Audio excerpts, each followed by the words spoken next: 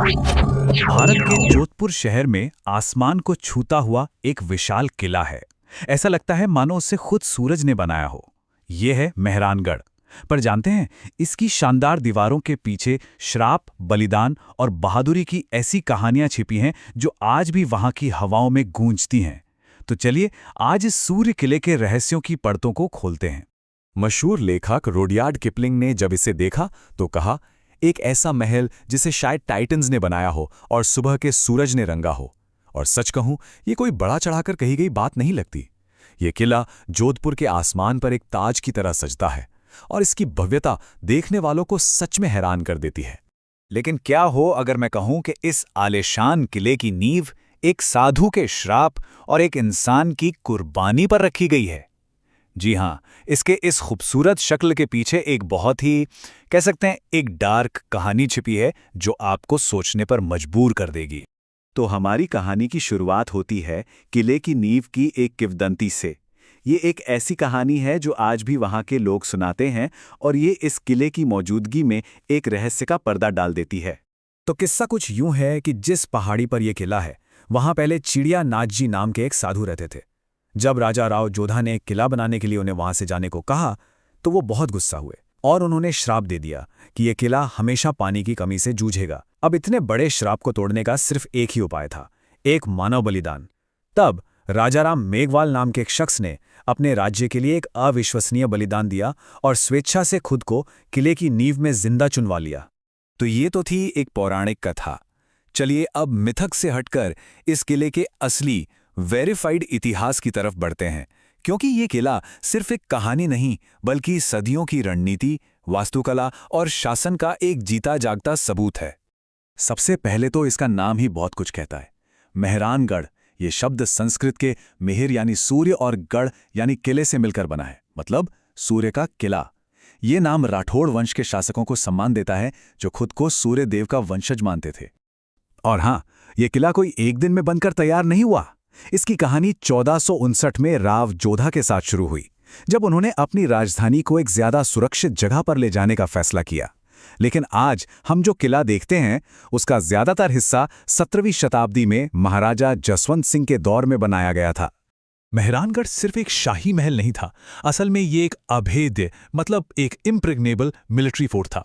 इसकी वास्तुकला उस समय की डिफेंस इंजीनियरिंग का एक बेहतरीन नमूना है। जरा सोच कर देखिए, दुश्मन की सेना सामने खड़ी है और उसके सामने है 36 मीटर यानी करीब 120 फीट ऊंची दीवारें। ये दीवारें सिर्फ पत्थर नहीं थीं, ये अपने आप में एक मनोवैज्ञानिक हथियार थीं। इनकी ऊंचाई ही हमलावरों का हौसला तोड़ने के लिए काफी थी। उन्हें हमला करने से पहले 100 बार सोचना पड़ता था। किले के अंदर जाने के लिए 7 दरवाजे हैं और ये सिर्फ गेटवे नहीं है, ये तो इतिहास की बोलती हुई किताबें हैं। जयपोल और फतेहपोल जीत की कहानियां सुनाते हैं। डेर कांगड़ा पोल पर आज भी तोप के गोलों के निशान देखे जा सकते हैं जो इसकी लड़ी गई लड़ाइयों की गवाही देते हैं। और लोहा पोल, वो एक और थोड़ी गंभीर कहानी कहता है। लोहा पोल के पास दीवार पर ये जो हाथ के निशान हैं, ये उस दुखद सती प्रथा की याद दिलाते हैं जिसमें राजा की मृत्यु के बाद रानियां खुद को बलिदान कर देती थीं।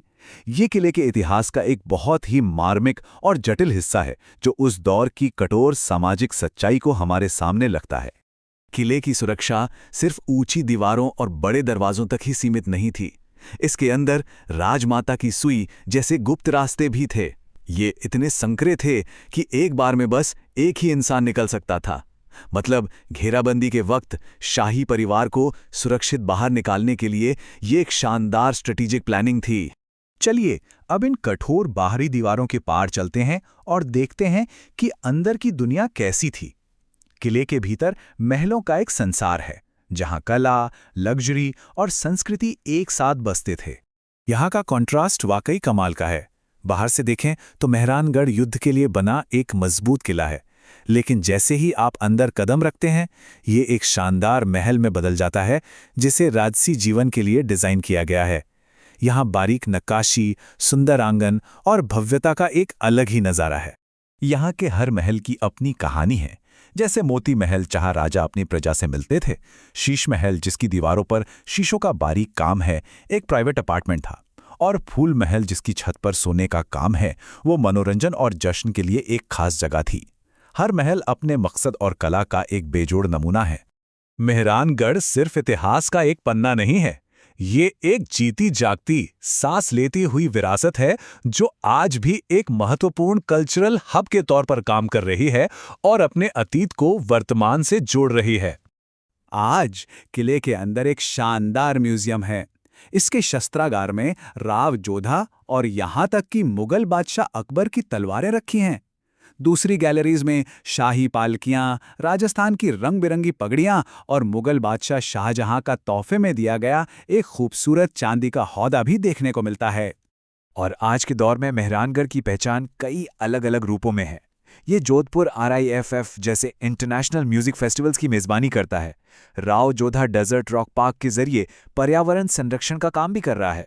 और तो और द डार्क नाइट राइजेस जैसी हॉलीवुड फिल्मों में भी नजर आ चुका है। तो आइए अब मेहरानगढ़ से जुड़ी कुछ सबसे ज़रूरी बातों पर एक नज़र डाल लेते हैं। ये बातें न सिर्फ दिलचस्प हैं, बल्कि किसी भी तरह के कॉम्पिटिटिव एग्जाम के लिए भी बहुत काम की हैं। तो संक्षेप में, ये किला जोधपुर में है, जिसे 1459 में राठौड़ वंश के राव जोधा ने बनवाया था। लेकिन एक बहुत ही अनोखी बात यह है कि किला जिस चट्टान पर बना है वो मालानी इग्नियस स्वीट नाम की एक ज्वालामुखी चट्टान है, जो भारत का एक नेशनल जियोलॉजिकल मॉन्यूमेंट भी है। ये बात इसे ऐतिहासिक के साथ साथ भूवैज्ञानिक रूप से भी बहुत खास बनाती है। आखिर में, मेहरानगढ़ सिर्फ ईंट पत्थर का एक ढांचा नहीं है। ये राजपूतों की बहादुरी, उनकी कलात्मक समझ और हर मुश्किल का सामना करके टिके रहने की उनकी जबरदस्त क्षमता का प्रतीक है। और ये हमें एक सवाल के साथ छोड़ जाता है। एक किला जो 500 से ज्यादा सालों से इतिहास को अपनी दीवारों में सहेजे हुए खड़ा है, वो आने वाली 5 सदियों में कौन सी नई कहानियां लिखेगा? क्योंकि इसकी गाथा अभी खत्म नहीं हुई है।